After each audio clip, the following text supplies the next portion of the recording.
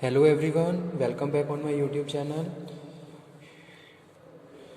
Today we are going to discuss the topic effects of conflict, positive effect और negative effect. ठीक है, before starting this topic जो topic हम discuss करेंगे वो है process of conflict. Process of conflict. ठीक है, कॉन्फ्लिक्ट का जो टॉपिक है हमने प्रीवियस लेक्चर स्टार्ट किया था जिसमें हमने डिस्कस किया था कॉन्सेप्ट ऑफ कॉन्फ्लिक्ट और इसके क्या कैरेक्टरिस्टिक्स होते हैं वो हमने डिस्कस कर लिए हैं. ठीक है, तो आज के सेशन में हम डिस्कस करेंगे प्रोसेस और इफेक्ट. तो स्टार्ट करते हैं. So the process of conflict include various steps. Process of conflict includes various steps. First one है लेटेंट कॉन्फ्लिक्ट स्टेज 1. ठीक है, stage 1 latent conflict. Okay, when two or more parties need each other to achieve desired objectives, there is a potential for conflict. जब दोनों parties जब भी conflict होता है तो उसमें क्या होता है स्टूडेंट, दो पार्टीज होती हैं क्योंकि कॉन्फ्लिक्ट क्या है, दो लोगों के बीच में ही हो रहा है. तो अगर हम पार्टी की बात कर रहे हैं, पार्टी ए और पार्टी बी, यानी कि दो इंडिविजुअल की बात कर रहे हैं जिनके बीच क्या है, कॉन्फ्लिक्ट हो रहा है. किसकी वजह से, बिकॉज ऑफ देयर ऑब्जेक्टिव. दोनों ही पार्टीज अपने ऑब्जेक्टिव को अचीव करना चाहती हैं. ओके, सो जब हम अपने ऑब्जेक्टिव्स को अचीव करते हैं तो हमारी क्या है, डिफरेंट इंटरेस्ट होते हैं और डिफरेंट इंटरेस्ट कहीं ना कहीं हमें कॉन्फ्लिक्ट को अराइज कर देते हैं. ओके,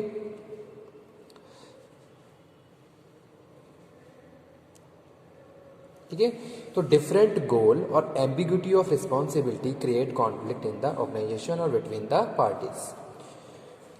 तो पहला स्टेप यही है, latent conflict. Latent conflict often arises when change occurs. Conflict is likely to be caused by a budget cutback, change in the organizational direction, a change in the personal goals, assignment of new project or already overloaded team. ठीक है, तो ये सारे क्या होते हैं, causes होते हैं कॉन्फ्लिक्ट अराइज के, कि भाई अगर लोग पहले से ही ओवरलोडेड हैं वर्क में और आप उसको कोई नया टास्क दे रहे हैं तो कॉन्फ्लिक्ट अराइज होना कॉमन रहेगा वहाँ पे. ठीक है, या फिर हम जो ऑर्गेनाइजेशनल जो पर्सनल गोल्स हैं उनमें कुछ डिफरेंसेस देखने को मिलते हैं या फिर कुछ चेंजेस हो रहा है, तब उस टाइम पे कॉन्फ्लिक्ट अराइज हो जाता है. क्योंकि क्या है, लोग इजीली चेंजेस को एक्सेप्ट नहीं करते हैं, अडॉप्ट नहीं करते हैं. In that case conflict will be arise. Okay, या फिर कोई नया असाइनमेंट, कोई नया प्रोजेक्ट हम किसी ऐसे इंसान को दे रहे हैं जो ऑलरेडी ओवरलोडेड है, so that sign conflict arise. तो यही क्या है, फर्स्ट स्टेज होती है किसकी, कॉन्फ्लिक्ट की. सेकंड स्टेज में हम बात कर रहे हैं student perceived stage. Second perceived. ठीक है, this is the stage eight which member become aware of problem. Incompatibility of need is perceived and tension begin as a party begin the worry about what will happen. ठीक है, जैसे suppose कोई भी चीज़ कोई भी task आपको दिया गया तो आप क्या कर रहे हो, उसके लिए क्या है, आप बहुत सारी चीज़ों को परसीव कर रहे हो और आप क्या हो, टेंशन फील कर रहे हो अपने माइंड में. ठीक है, this is the stage eight which member become aware of problem, यानी कि आपको पता है कि भी आप प्रॉब्लम से भी अवेयर हो गए और वो सारी चीज़ें आपके माइंड में क्या कर रही हैं, टेंशन क्रिएट कर रही हैं, आप स्ट्रेस फील कर रहे हो. Okay, as a parties begin to worry about what will happen but no party feels that it is being overtly threatened. Okay, तो सेकंड स्टेज क्या है, परसीव है, यानी कि आपने क्या करा, चीज़ों को परसीव करना शुरू कर दिया. जैसे सपोज पार्टी ए को पार्टी बी क्या कर रही है, परसीव कर रही है कि भाई ये मेरे लिए क्या है, प्रॉब्लम क्रिएट कर सकता है या फिर फ्यूचर में मेरे लिए कोई ना कोई प्रॉब्लम जरूर क्रिएट करेगा. ठीक है नहीं, लेकिन हम क्या कर रहे हैं, वैसा परसीव कर रहे हैं हम. तो वो क्या है, सेकंड स्टेज है. ओके, सेकंड स्टेज में हम यही डिस्कस कर रहे हैं, परसीव्ड कॉन्फ्लिक्ट. परसीव कॉन्फ्लिक्ट, जैसे कि सपोज कोई भी टास्क दिया गया तो आप उन प्रॉब्लम्स को से अवेयर हो रहे हो जो उस टास्क में आने वाली हैं. ठीक है, तो एक तरीके से परसेप्शन आपका यहाँ पे फॉर्म हो रहा है और उसके हिसाब से आप माइंड में स्ट्रेस, अग्रेशन और प्रॉब्लम फेस कर रहे हो तो वो सेकंड स्टेज है कॉन्फ्लिक्ट की। उसके बाद थर्ड है felt conflict stage third. At this stage, parties become emotionally involved, begin to focus on differences of opinion, ठीक है, और opposing interest। तो इस स्टेज में हम बात कर रहे हैं कि भाई पार्टीज का क्या है, आपस में क्या है, अपोजिट इंटरेस्ट है,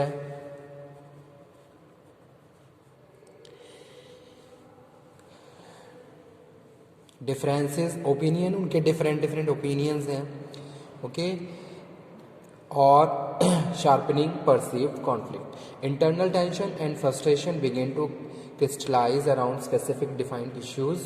People begin to build an emotional commitment to their opposition. ठीक है, तो ये सारी चीज़ें क्या कर रही हैं, कॉन्फ्लिक्ट को अराइज कर रही हैं। That is a third stage जो कि ये फेल्ट। यहाँ पे आप उन सब चीज़ों को फील कर रहे हो जो सारी चीज़ें आपके सामने हो रही हैं या होने वाली हैं। ठीक है, पहला क्या था, पहला तो ये था कि भाई जो फर्स्ट स्टेजेस है इसमें हम बात कर रहे हैं कि भाई कॉन्फ्लिक्ट जो पहले स्टेज है कैसे कब होता है, जब कोई चेंजेस होते हैं, ओके, पर्सनल गोल्स में कुछ चेंजेस आ रहे हैं उस टाइम। जैसे कि सपोज दो लोग एक साथ टीम में काम कर रहे हैं लेकिन उनके क्या है, गोल डिफरेंट है। फर्स्ट थिंग कॉन्फ्लिक्ट अराइज की। सेकंड, आप परसीव कर रहे हो उन चीज़ों को कि भाई ऐसा हो सकता है। और थर्ड स्टेज आपने उसको फील करना शुरू कर दिया, यानी कि ऐसा शुरू होना शुरू हो गया। ठीक है, जैसे कि हम बात कर रहे हैं, जैसे आपस में उनमें कम्युनिकेशन हो रहा है तो उनके जो ओपिनियन है वो भी डिफरेंट है, अपोजिंग इंटरेस्ट है उनका। ठीक है, तो ये क्या है, फेल्ट कॉन्फ्लिक्ट या कि स्टेज थर्ड। उसके बाद फोर्थ नंबर पे स्टूडेंट हम बात कर रहे हैं मैनिफेस्ट कॉन्फ्लिक्ट।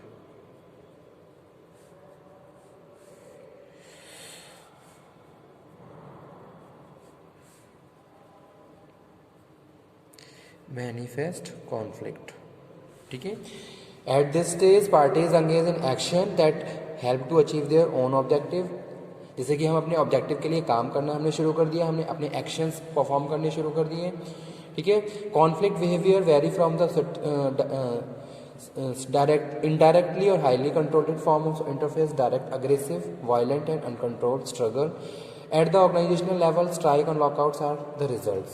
ठीक है, अगर हम कुछ काम गलत कर रहे हैं तो उसका खामियाजा हमें भुगतना पड़ रहा है, जैसे कि स्ट्राइक हो गई, लॉकआउट हो गई। ठीक है, यानी कि आपने कुछ ऐसा करा, आपने कुछ ऐसा एक्शन लिया जिसकी वजह से ये सारी सिचुएशंस आई, और जिसको हम क्या बोल रहे हैं, मैनिफेस्ट कॉन्फ्लिक्ट बोल रहे हैं। जैसे कि आप क्या कर रहे हो, आपके जो भी एक्शन है उनकी वजह से जो स्ट्राइक हुई, जो लॉकआउट हुई, ये सारे रिजल्ट हैं आपके कॉन्फ्लिक्ट के। ठीक है, फिफ्थ नंबर पे हम बात कर रहे हैं स्टेज 5 कॉन्फ्लिक्ट आउटकम। ठीक है, कॉन्फ्लिक्ट आउटकम में हम बात कर रहे हैं the conflict finally result in the outcome which is may functional और dysfunctional, handle well, result in the functional conflict. ठीक है, अगर हम किसी कॉन्फ्लिक्ट को हैंडल कर पा रहे हैं तो वो फंक्शनल है, और मिस हैंडल है तो वो क्या है, डिफंक्शनल कॉन्फ्लिक्ट है। ठीक है, तो दोनों अलग अलग स्टेजेस होती हैं। अगर चीज़ें हमारे फेवर में हैं तो वो तो क्या है, फंक्शनल आएगा। अगर चीज़ें हमारे फेवर में नहीं हैं तो वो क्या है, डिफंक्शनल कॉन्फ्लिक्ट हो जाएगा। तो अगर हम कॉन्फ्लिक्ट की बात करें तो कॉन्फ्लिक्ट के दो इफेक्ट होते हैं, पॉजिटिव और नेगेटिव। ठीक है, अब इस पे आ जाइए, प्रोसेस कंप्लीट हुआ, पॉजिटिव इफेक्ट ऑफ कॉन्फ्लिक्ट और नेगेटिव इफेक्ट ऑफ कॉन्फ्लिक्ट। ठीक है, पॉजिटिव इफेक्ट में हम बात कर रहे हैं act as a motivating factor. तो जो कॉन्फ्लिक्ट है एज अ मोटिवेटिंग फैक्टर काम करता है। कैसे काम करता है मोटिवेटिंग, जैसे कि सपोज कोई एक पर्टिकुलर पोजीशन है जो टॉप है, अब दोनों पार्टी इस पे जाना चाहती है, दोनों इस पोजीशन को अचीव करना चाहती हैं। ठीक है, तो दोनों क्या रहेंगे, इस पोजीशन को अचीव करने के लिए मोटिवेट रहेंगे। ओके, अगर उनमें आपस में कॉन्फ्लिक्ट है कि और वो सेम पोजीशन को अचीव करना चाहते हैं तो वो क्या रहेंगे, मोटिवेट रहेंगे। तो ये क्या है, एक पॉजिटिव इफेक्ट है कॉन्फ्लिक्ट का कि भाई क्या है, वो एज अ जो कॉन्फ्लिक्ट है दोनों को मोटिवेट कर रहा है कि उन्हें एक टॉप पोजीशन पे प्लेस होना है। ठीक है, act as a need satisfier, conflict क्या है, नीड सेटिस्फायर काम कर रहा है। जैसे कि ये इनकी नीड है भाई कि मुझे हर केस में क्या है, टॉप पोजीशन, फर्स्ट पोजीशन को पे प्लेस होना ही होना है। ठीक है, तो वो चीज़ यहाँ पे कॉन्फ्लिक्ट एज अ नीड सेटिस्फायर का काम कर रही है। Okay, provide creation and innovative idea, ठीक है। अब इस तरीके की प्रैक्टिसेस हमारे माइंड को और ज़्यादा शार्प कर देती हैं, हम अपनी स्किल्स को और ज़्यादा पॉलिश करेंगे, हम कुछ क्रिएटिव करेंगे, कुछ इनोवेटिव आइडियाज़ वहाँ पे डेवलप करेंगे ताकि हम इस पोजीशन को अचीव कर लें, ठीक है। तो जो कॉन्फ्लिक्ट है एक पॉजिटिव इफेक्ट ये भी डाल रहा है कि भाई जो क्रिएटिवनेस है, जो इनोवेटिवनेस है वो बढ़ रही है ऑर्गेनाइजेशन में। लोग क्या हो रहे हैं, बहुत ज़्यादा क्रिएटिव्स हो रहे हैं और उनके क्रिएटिव आइडियाज़ ऑर्गेनाइजेशन की सक्सेस के लिए इंपॉर्टेंट हैं, ठीक है। Introducing varieties of good decisions comes with by the conflict. जब कॉन्फ्लिक्ट हो जाता है तो बहुत सारी चीज़ें एज अ पॉजिटिव भी कम करती हैं, जैसे कि बहुत सारी वेराइटीज ऑफ डिसीजंस निकल के आती हैं, ठीक है, और क्रिएट अंडरस्टैंडिंग। उसके बाद जो नेगेटिव इफेक्ट है कॉन्फ्लिक्ट का वो क्या है, इनसबऑर्डिनेशन।